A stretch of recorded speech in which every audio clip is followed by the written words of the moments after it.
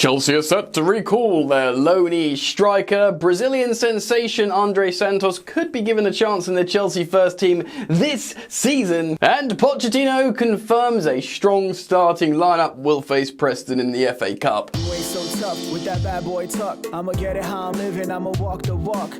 Outline my lines, I rap through thought. What's poppin', people? Welcome back to Football Therapy with me, your host Jan. I hope you're doing well, friends. I really do hope that. Welcome back to Chelsea News / match preview. Of course, Chelsea News is the daily show here on Football Therapy where I see what's being said about Chelsea, giving you my opinion, but more importantly asking for yours. Of course, lots of exciting stuff to get into today, but take a quick moment to listen to this. Calling all of you viewers who are still not using a VPN. I'm delighted to say this video is brought to you by my partners Surfshark, the best virtual private network available on the internet, ladies and gentlemen. Everyone's doing it, and if you're not doing it yet, if you don't have a VPN yet, heck, if your VPN's not as good as Surfshark, and when you look at all the countries available on Surfshark here, it's probably not, and it's probably time to convert to Surfshark with this magnificent deal I can offer you. VPNs are useful to all of us because they can protect us when surfing the dangerous internet from all those horrible data pirates and people trying to monitor your activity. And Surfshark does that by moving your location to somewhere else in the world, protecting your true identity and activity. Apart from security, the benefits of moving to somewhere else in the world, digitally that is that you can watch other locked media that was previously not available to you. Certain videos will be locked away until you use Surfshark to move to the country in question where it's available, and in the click of a button in a couple of seconds, suddenly that video's there for you. That piece of content you always wanted to watch. If you're like me and have drained your Netflix library dry, why not use Surfshark to move over to another country's library? I always move over to USA and check out what's going on there, so I'm never stumped with what to watch. Wow, thank you Surfshark. The great thing about Surfshark is they're still doing a holiday offer which is up to 6 months free, which is incredible. Of course, you can get this when you use my code FOOTBALL. That's right, simply use my code FOOTBALL on Surfshark or click the link in the top of the description now. Go check it out. Go do yourselves a favor and utilize this great offer. Thank you, Surfshark. Right, to reiterate, today we are talking about David Datro Fofana potentially coming back to Chelsea. Would he go to Sevilla straight away? What's going on there? Well, Nizar Kinsella of the Evening Standard is going to let us know via an article he's written. He's also published an article on Andre Santos, the fact how he could actually feature for Chelsea this season with an injury to Leslie Ugochukwu looking like it will take weeks and weeks to recover. And of course, because Mauricio Pochettino's had his pre-match press conference, we've gained a little bit of insight of what's going to happen on the weekend against Preston, and he's pretty much confirmed there'll only be a couple of changes, and he wants to take this very seriously indeed. Chelsea know they're not winning the title. Chelsea know probably their best way of qualifying for European competition is the cups, and Chelsea know they are due a trophy. So you gotta take the cup seriously. A little bit of housework though quickly. If you do want to support the content, you're welcome to simply by liking and subscribing. Takes a second. Thank you to those of you who subscribe, and just thank you to all of you for hanging out with me and watching the content. Alright then, let's get into it. Right, starting off with the midfield situation with Leslie Ugochukwu and Andre Santos. Nizar Kinsella writes this: Chelsea midfielder Leslie Ugochukwu is expected to be out for up to 6 weeks, handing returning loanee Andre Santos an increased chance to stay in the squad. Ugochukwu, who's 19, re-injured his hamstring on Christmas Eve away at Wolves, having been sidelined for a month before the trip to Molineux. The France under-21 international has been an important squad player for Mauricio Pochettino so far this term, racking up 13 appearances across all competitions, but is now set for another spell on the sidelines. Chelsea have recalled Santos, another 19-year-old midfielder, from a disappointing loan spell at Nottingham Forest, where he made just 2 appearances, and that was in the first half of the season. The one-time Brazil international is back training in Pochettino's first team before Preston visit Stamford Bridge on Saturday. Santos is not rushing to find another loan, despite interest from Crystal Palace and several clubs in the Championship, with further injuries affecting Chelsea's midfield. Their plight could give the highly rated defensive midfielder, who's often compared to Manchester United's Casemiro, a chance to make an unlikely debut in January. Romeo Lavia and Carney Chukwuemeka are both out injured, with Enzo Fernandez struggling to play full matches due to his hernia problem. Chelsea are not expected to be heavily active in the January transfer window and focusing resources on getting a striker. Wow, comparing him to Casemiro is certainly high praise, but then I was thinking, but Andre Santos scores loads of goals from midfield, and Casemiro does score loads of goals from midfield, but apparently only in the Premier League. He wasn't synonymous for scoring loads of goals for Real Madrid, but at Man United, a peculiar, dysfunctional Man United, though Chelsea are quite peculiar and dysfunctional. Anyway, he scores goals. Look, Andre Santos, look, on the channel we've spoken about him recently. He's an absolute baller. Chelsea have, long thought about integrating him into the first team as soon as they purchased him from Brazil. Way before they sent him back to Brazil, and way before, of course, they sent him on a loan to Nottingham Forest. Maybe Pochettino looks at him and thinks, yeah, there's something I can use here. Yeah, maybe the first or second leg against Borough, maybe against some of the easier fixtures in the season. I know there's no easy fixtures in the Premier League, but it's an interesting thing here, because Leslie Ugachukwu has featured. Pochettino needs midfielders, with Lavia out, and of course Nizar writes there about Carney Chukwuemeka, but he's close to a return, though he's more of an attacking midfielder. And of course, Andre Santos is closer to a defensive midfielder, and of course, Leslie Ugachukwu is a defensive midfielder. Look man, if I see Andre Santos put on a Chelsea shirt and play in the first team this season, I'll be really intrigued and excited. This kid's a baller. I was excited when we signed him. I was very, very happy for him winning the championship in the summer, captaining his side, scoring goals, being a leader.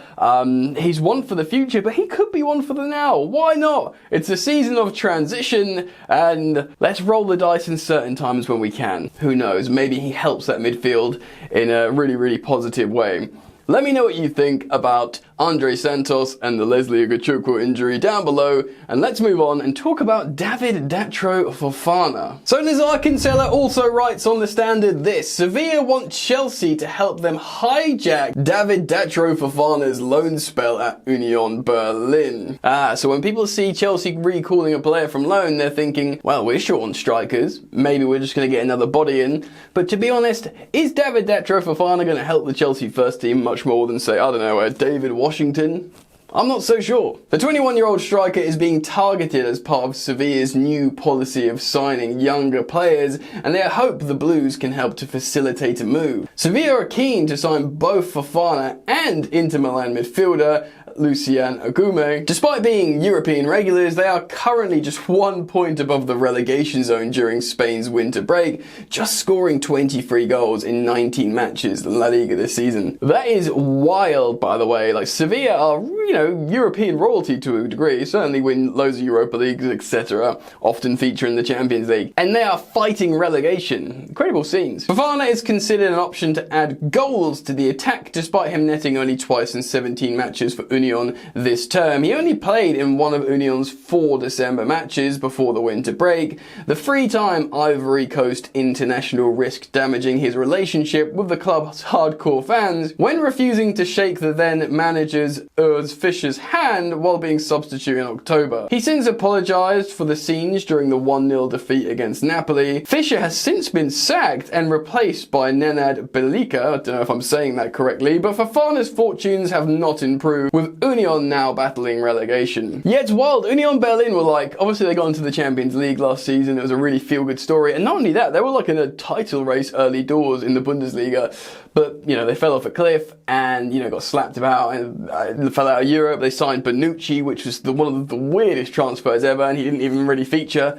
So weird. They qualified for the Champions League for the first time in the club's history, finishing 4th in the Bundesliga. Fofana, meanwhile, has been on the Chelsea's books since last January when he joined for a £10 million move from the Norwegian club Molde. He played just 4 times for the former manager Graham Potter before moving on loan in the summer. Yeah, the new Didier Drogba, David Datro Fofana from Ivory Coast. How do we feel about him? Another young striker, Jackson, Breuer, the aforementioned David Washington, who's meant to be this good Brazilian teenage centre-forward that's been knocking about for a while, has already made his Chelsea debut, granted in the dying minutes of a game we're losing, which is not really the way you want to do it, is it? But it's just another one, isn't it? Like, why didn't we send Datro Fofana to Strasbourg? Like, you know, speaks French, Ligue 1, you know, high-level football. The Union Berlin was a bit of a weird one for me. I know you can't just constantly send players to Strasbourg. They don't necessarily need a centre-forward. Well, I don't actually know what they need. I know Angelo Gabriel's doing okay out there. He's got a few goals or whatever, and that's probably been a good loan for him. But maybe Chelsea see an opportunity to, I don't know if they're going to sell Datro Fofana to Sevilla, but that would be interesting if they want to buy him and then Chelsea just see an opportunity to make a sort of very quick profit and turn around on David Datro Fofana. I would be interested to see that. I mean, Chelsea are apparently not in trouble with financial fair play,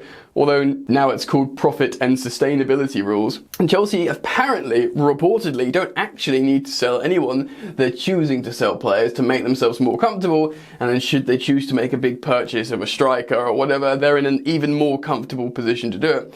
It does seem the Chelsea structure, hierarchy, have done things in financially correctly. I mean, sportingly, we can all raise collective eyebrows, but they look safe. And apparently, the clubs that are in trouble with financial fair play will be published soon. But Chelsea feel they are in a safe place. But I won't feel entirely safe until I see it on like paper, so we'll wait and see with that. Anyway, we're playing an FA Cup game this weekend, so let's talk about that. Right, Preston are coming to Stamford Bridge to Chelsea in the FA Cup. A very, very good draw indeed. They're a sort of middling championship club. Granted, it's not as maybe as weak as it could have been with some of the draws, so we've got to respect Preston. They're a big club and they will see an opportunity to essentially defeat a Chelsea who are up and down. You never really know what you're going to get. But of course, Mauricio Pochettino confirmed that he'll play a strong side. Before we look at the side that I've built, as in my starting lineup, let's take a look at the list of injuries that Chelsea published just earlier today. As you can see here, Ben Chilwell has joined full team training for the reconditioning phase, as has Carney Chukwuemeka. We spoke about this a couple of videos ago. This is really, really good news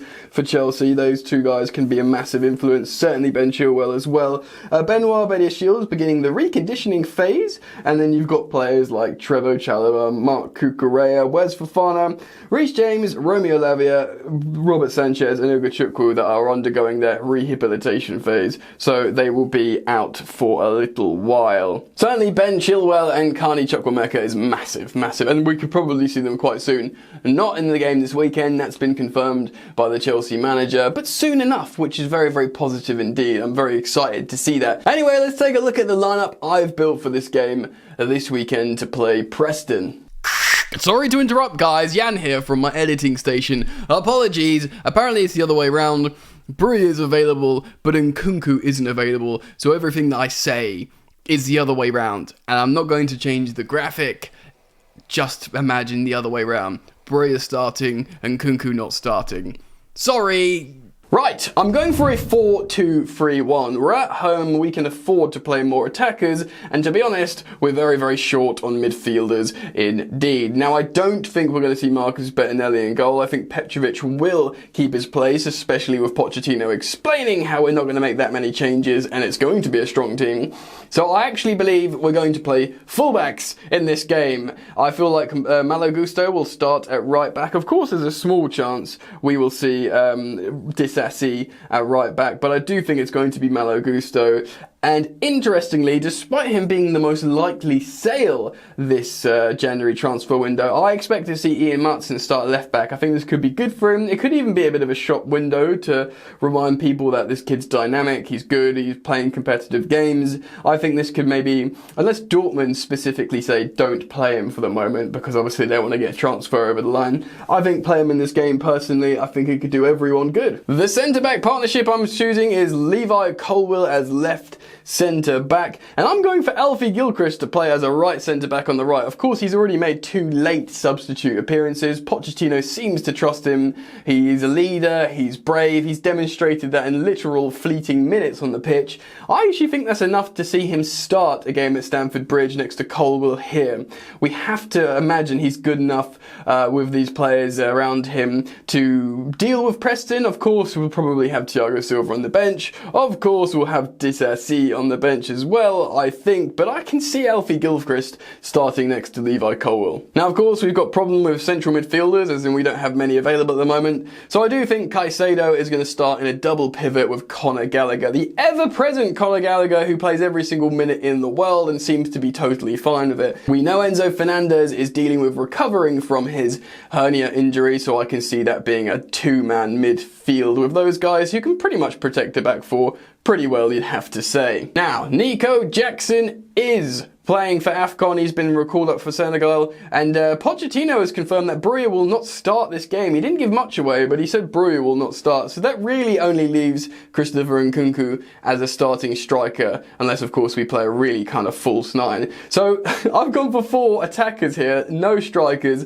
I've gone for Christopher Nkunku up top. I've gone for Noni Madueke on the right. I've gone for Mikhailo Mudryk on the left, and I feel like Sterling will get a start here. He's been a bit out of favour, and he looked really good against Sheffield when playing in the number 10. I think star attacker Cole Palmer might get a rest. Maybe not. Maybe Pochettino looks for continuity and continues to play Cole and just decides to bring him off when the game's wrapped up. But I do see maybe him being our best attacker and first name on the team sheet and probably most precious attacker at the moment. I maybe wouldn't risk him in a game like this. But of course, these cup games are really important, so I would not be shocked at all to see Cole Palmer start. But you could sort of bet your bottom dollar that all those 4 players there at the top will feature some way or another, and Nkunku will almost certainly start as the striker in this game. We have to respect Preston, like I said, but we'll be massive favourites to win this, and we will have the motivation to win this. I'm not saying Preston won't, but you know, a great opportunity to express ourselves a little bit, give a couple of different starts, let Nkunku start another game. Obviously, last time out he came off the bench against that Luton, in that wild game against Luton, and didn't touch the ball basically. Start him in a game, give him loads of touches with the ball, give him opportunity to link up with players and express himself with the Stamford Bridge crowd, around him again. That would do him really good, and go from there. So remember to leave your alterations to my lineup down in the comment section below. I'm going to do a score prediction. I don't think we'll keep a clean sheet because we just never do at the moment. And I was going to say that's okay, but it's not okay.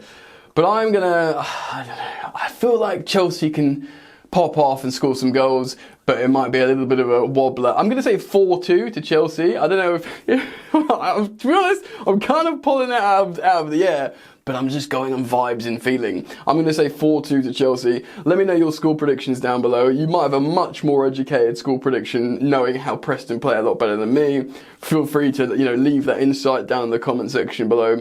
And comment on everything else that I've spoken about, please. I'd be very interested to learn your thoughts. Do go check out Surfshark if you want. Really great deal for a VPN. Click the link in the top of the description. And that's it from me, guys. So I'll see you in a bit. Peace.